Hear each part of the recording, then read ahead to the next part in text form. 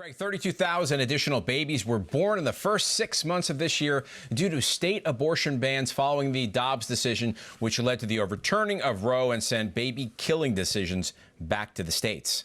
The Institute of Labor Economics has published a study saying, quote, our primary analysis indicates that in the first 6 months of 2023, births rose by an average of 2.3% in states enforcing total abortion bans, amounting to approximately 32,000 additional annual births resulting from abortion bans. The trio of researchers who conducted the study said the shift represented the most profound transformation of the landscape of U.S. abortion access in 50 years.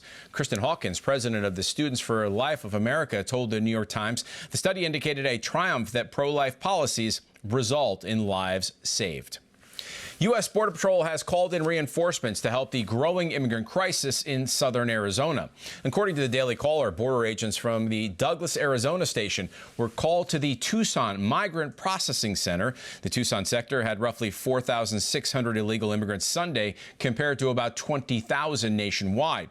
And two Department of Homeland Security agents who requested anonymity told the Daily Caller the Douglas agents were called for processing and transportation support. The assignments will entail manning sensors for immigrants running from the law and horse patrols and are in place until further notice. That's according to the memo. The Tucson sector chief patrol agent tweeted Sunday that the sector was shutting down its social media team since extra personnel were needed to address the unprecedented issue. One DHS official noted this, saying, "This is embarrassing. Everybody is getting pulled off the line for processing," end quote. The official blamed the Biden administration for the ongoing crisis. Greg. All right, joining us now is political strategist, CEO of Mason Borough Strategies, Victory News contributor Luke Ball. Luke, welcome to Victory News. Thanks, Greg. Okay, the Institute of Economics shared the good news, 32,000 additional newborn lives thanks to states that have protected unborn life. Luke, the same people who are outraged at Hamas deaths also advocate for abortion from conception up to the moment of birth. How do these people make killing acceptable in one case and abhorrent in the other? It's unfathomable, Greg. You can't hardly imagine over 30,000 people in a stadium, and those are the amount of people that have been saved because of pro-life policies. And unfortunately, we've said it before, this is not a matter of left versus right. This is good versus evil. And I believe that a lot of people are able to mask this mentality and support Hamas terrorists and support the killing of unborn babies because they purposefully clothe their hearts and their minds in ignorance, and they just want to be accepted in the mainstream mentality of our nation today. But when it comes down to it, this is quite literally a matter of life and death. And these babies that have been born are now going to be given the opportunity to live life to the fullest, just as God created them to do. All right, last week, some were accusing Elon Musk of anti-Semitic rhetoric, thoughts. This week, he's meeting with Prime Minister of Israel. What's now adding up in these accusations from the liberal activists?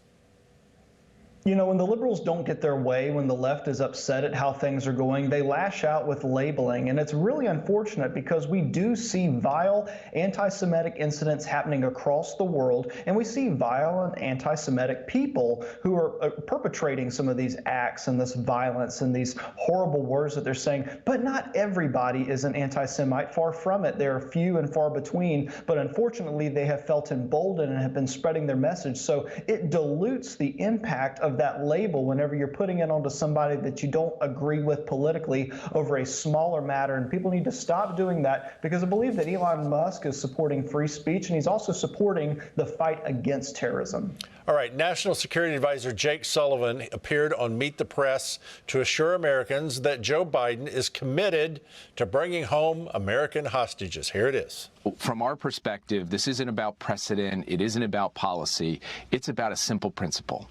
If there's an American citizen being held overseas, we are going to do everything in our power, using diplomacy, using influence, using leverage, to be able to get those people home safely to their families. All right. Now, we heard earlier that Biden thought his actions himself may have triggered the October 7th Hamas attacks. So where do you think that puts him strength-wise for negotiating with terrorists? You know, I think Joe Biden's presence in the White House is what gave rise to the entire situation over in the Middle East. Under President Trump, you didn't see people flooding into other countries and having these terrorist attacks. You didn't see Russia going into Ukraine. You didn't see Hamas terrorists going into Israel. We had a strong America First posture on the world stage. And so I submit, when Joe Biden is saying that he is doing absolutely everything he could do, maybe don't go out and start walking around and shopping for Christmas gifts immediately after you give that statement, because that's what he did this past weekend. And I would point out that when we had a discussion on Sunday morning, I had a conversation with a liberal who was saying that Joe Biden was causing world peace and he was having strength on the stage. We didn't have a single American hostage that had been released. And since that conversation, we've only had one. So our enemies overseas watched our withdrawal from Afghanistan. They watched our weakness on the world stage. And as a result, it's costing American lives overseas being held hostage. Okay, you mentioned Christmas shopping. So, Luke, people are going to Target and revealing the store kept the prices the same for Black Friday during the sale. They just changed the color of the sale cards. So Target has been hit hard by shoppers for their Pride Month debacle back in June. Is this any way to make amends with their consumers? Well, for the people who are being misled by the labeling, you're also being misled by the fact that they're saying that men can be women and women can be men. So I'm not shocked that they're mislabeling their prices when they're also mislabeling people's genders. So I would hope that conservatives never noticed this because they weren't shopping in Target. Just go find somewhere else to shop and spend your money there and make sure they know that you don't support their agenda. All right, Luke Ball, thank you so much. Back to you in just a moment. Well, many Americans may still be wondering how Republican House Speaker Mike Johnson, who was relatively unknown, suddenly won the GOP top spot. One faith leader says it was through prayer, not politics. They can't stand the idea that someone would openly acknowledge their faith, right? That's not in vogue in Washington anymore. Hasn't been for a long time.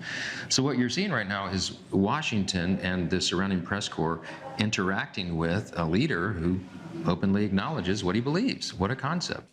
Family Research Council President Tony Perkins told the Epoch Times he wasn't surprised Mike Johnson referenced God in his first address as Speaker. Among the highly criticized statements from Johnson is telling his colleagues that he believes Scripture is very clear that God is the one that raises up those in authority. The leftist media immediately mocked him. What if Mike Johnson tried to force his religious beliefs into law? Well, would that be so bad? The Bible's rules are timeless and always relevant.